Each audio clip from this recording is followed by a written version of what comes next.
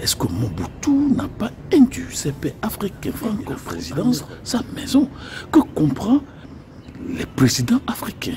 Si ce n'est cette erreur de croire que la République est mon village, la République Mobutu a-t-il trompé ses pairs africains? Le mobutisme a-t-il induit la politique africaine, surtout en pays francophone, en erreur politique? Mobutu disait aux gens, lorsqu'il a créé son parti unique, son parti État, MPR, Mouvement populaire de la République, le mobutisme, et Mobutu expliquait le parti unique en se servant de l'histoire. Et nous ne sommes pas des cartésiens. Et il utilisait une citation de feu Léopold Sédar Senghor qui dit « Chez nous, nous ne vivons pas dans l'opposition, mais nous vivons dans la justice. » Même si le feu président maréchal Mobutu voulait se servir de la juxtapositionnisme, il faut au moins deux choses pour parler de juxtaposition. Était-il en train de juxtaposer le silence et le parti unique qui n'est que son parti? Où est le juxtapositionnisme? Si ce n'est que de Mobutu. Et le feu président maréchal disait aussi aux gens, lorsque les journalistes européens venaient là, ça, il dit, mais donnez-moi l'exemple d'un village ou bien deux villages dans lequel vous voyez un village qui a deux têtes, deux chefs. Ça n'existe pas. Vous voyez comment on réduit l'État en un village. On réduit la nation en une ethnie. Dans un village, on n'a jamais deux chefs. Mais ça, c'est d'accord. Mais le pays n'est pas votre village. Le pays n'est pas votre ethnie.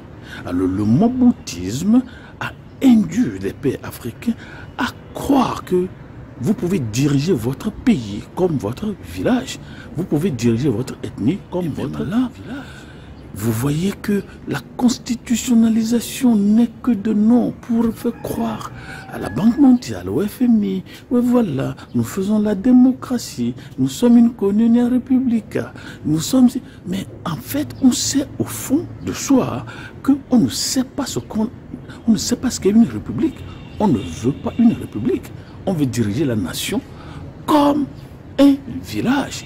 Et je ne suis que le seul chef d'État. Les chefs d'État africains, surtout francophones, ont oublié que la nation n'est pas un village.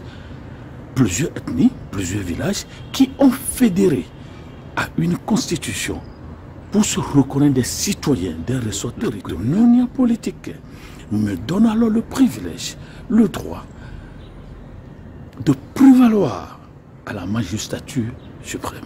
Mais lorsque un chef d'État se voit sa nation comme un village, et comme d'ailleurs il y a un chef d'État dans un pays anglophone, quand on lui pose la question, il dit, mais quand même, nous sommes en Afrique, vous ne pouvez pas dire à votre père de quitter sa maison. Que comprend les présidents africains?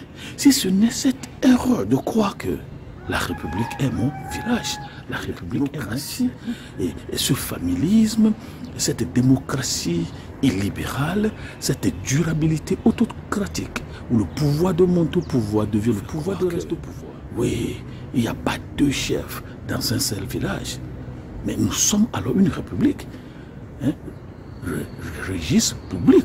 Nous sommes régis par la loi et non pas l'ethnie. Nous sommes régis par la loi et non le village.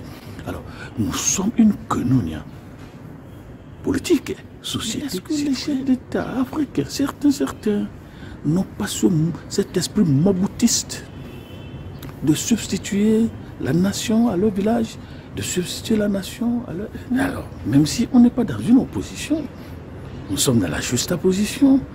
Est-ce que nos pays ne vont pas vers un parti-État, parti unique, même si on ne le dit pas, même si on ne le sent pas? Alors, à quoi sert des institutions budgétivores? S'il y avait autant d'argent dans nos nations pour avoir des institutions dont on se demande quelle est l'axiologie, quelle est la valeur, est-ce qu'on ne peut pas augmenter le salaire? Est-ce qu'on ne peut pas des travailleurs, beaucoup de gens donner de l'argent à des régions, à des préfectures pour qu'on puisse appliquer, aller vers l'implémentation du plan national de développement que d'ailleurs chaque pays a. Est-ce que l'Afrique francophone fait un retour vers un moboutisme dont on tait le nom?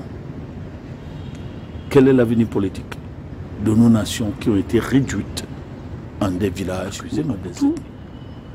ou bien la volonté personnelle de s'éterniser? C'était une question que je me posais. Au revoir.